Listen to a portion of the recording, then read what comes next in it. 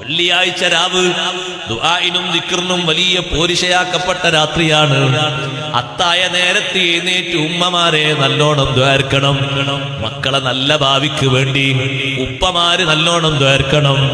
എത്ര സുഖമുള്ള റൂമിലാണ് കിടക്കുന്നതെങ്കിലും ആഴ്ചയിൽ മുഴുവൻ രാത്രികളിലും ദ്വാർക്കുന്നവരുണ്ടത് പോകട്ടെ. ഒരു വെള്ളിയാഴ്ച രാത്രിയെങ്കിലും സുബ്ഹിന്റെ മുമ്പ് എഴുന്നേറ്റ് ഒരു 10-15 മിനിറ്റ് സമയമേ നമുക്ക് വേണ്ടി വരുന്നുള്ളൂ.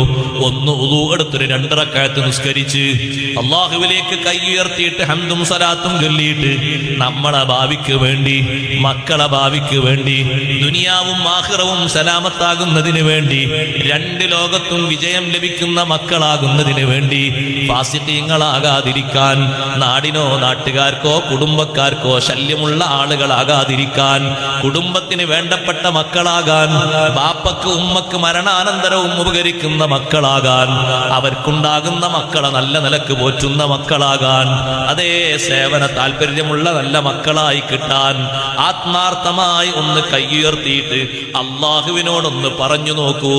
ഒരിക്കലും റബ്ബ് സുബ്ഹാനഹു വ തആല ആ ദുആ തള്ളിക്കളയൂല.